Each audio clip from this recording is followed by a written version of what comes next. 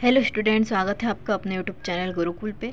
तो स्टूडेंट, आज हम देखेंगे आपके लिए, हम आज लेके आए हैं निबंध, हिंदी का निबंध आज हम आपके लिए लेके आए हैं, जो कि आपका वन महोत्सव के ऊपर आज हम निबंध लेके आए। स्टूडेंट, हिंदी के एग्ज़ाम में आपका ये जो हम आपके लिए आज ऐसे लेके आए निबंध जो लेके आए, ये ऑप्शन में आपका ज़रूर आता है। आपके 2-3 ऑप्शन आते हैं निबंध के, पर्यावरण प्रदूषण, वन संरक्षण या विद्यार्थी जीवन। आपके बहुत से ऑप्शन आपको निबंध में दिए जाते हैं। इसके साथ एक वन संरक्षण का भी आपको ऑप्शन में दिया जाता है। या तो आपसे वो पूछ लेंगे वनों का महत्व, या फिर वन संरक्षण या वनों का अपने जीवन में महत्व, कुछ भी आपसे वो पूछ सकते हैं।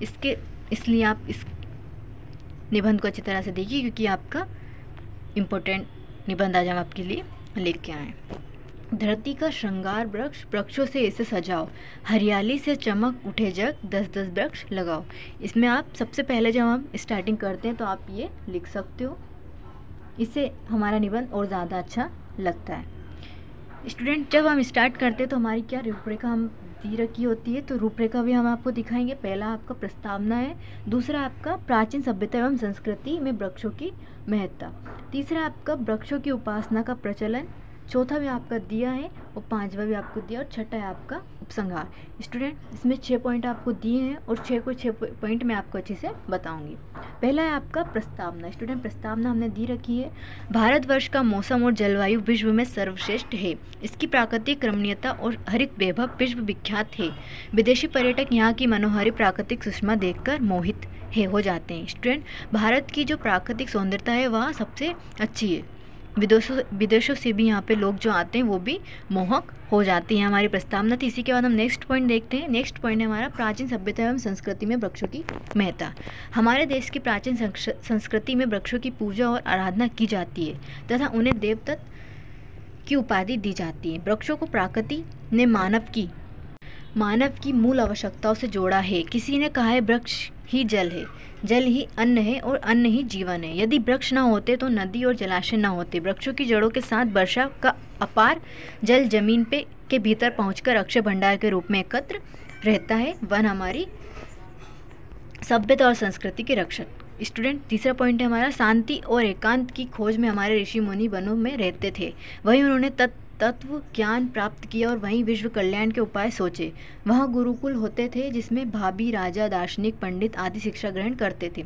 आयुर्वेद के अनुसार पेड़ पौधों की सहायता से मानव को स्वस्थ एवं दीर्घायु किया जा सकता है।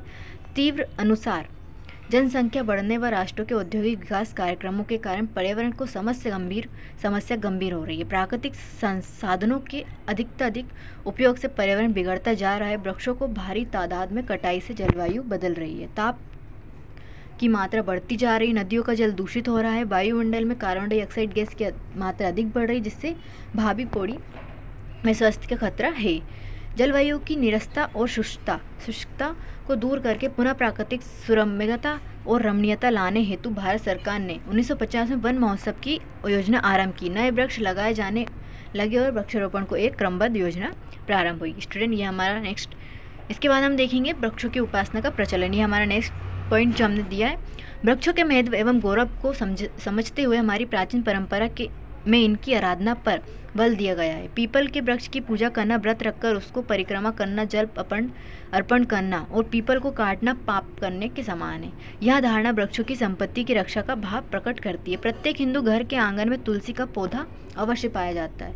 तुलसी पत्र का सेवन प्रसाद में आवश्यक माना गया है। बेलपत्र, फलपत्र, बेलपत्र की महिमा इतनी है कि शिवजी पर चढ़ाए जाते हैं।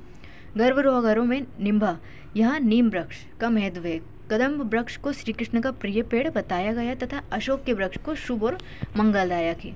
इन वृक्षों की रक्षा हेतु कहते हैं कि हरे वृक्षों को काटना पाप है। सायकाल किसी वृक्ष के पत्ते तोड़ना मना है। कहते हैं कि वृक्ष सो जाते हैं, जो व्यक्ति हरे वृक्ष को काटता है उसको संतान मर जाती है। ये सब है हमारी प्राचीन सभ्यता और संस्कृति के प्रतीक, जिसमें वृक्षों को ईश्वर स्वरूप, वन को संपदा और वृक्षों को काटने वाले को अपराधी कहा जाता है।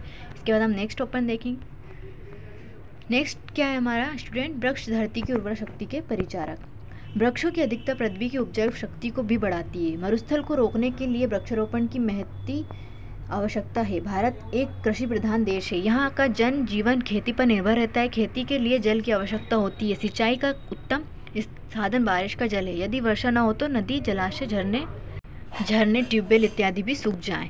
इनके जल की पूर्ति भी वर्षा करती है। अनुकूल वर्षा होती है तो हम इसे ईश्वर की कृपा समझकर प्रसन्न होते हैं और प्राप्ति को अनुभव करते हैं। इसी का हमारा नेक्स्ट क्वेश्चन भी हम देखेंगे। वृक्ष वर्षा के पानी को सोखकर धरती के भीतर पहुंचा देता है, इसी से क्या होती है। इसी से हमारा नेक्स्ट है वृक्षों से लाभ। वृक्षों के से स्वास्थ्य लाभ होता है क्योंकि मनुष्य की श्वास प्रक्रिया से दूषित हवा बाहर निकलती है। वृक्ष उन्हें ग्रहण कर हमें बदले में स्वच्छ हवा देते हैं। आंखों की थकान दूर करने के लिए, तनाव से छुटकारा पाने के लिए विस्तृत वनों की हरियाली हमें शांति प्रदान कर आंखों की ज्योति को बढ़ाती है। वह संचालक से लेकर बुजुर्गों तक सभी के मन को भाते हैं है ना। इसलिए हम अपने घरों में छोटे छोटे पेड़ पौधे लगाते हैं। वृक्षों पर उनके अनेक पक्षी अपना घोंसला बनाकर रहते हैं और उनकी कल मधुर ध्वनि पर्यावरण में मधुरता घोलती है।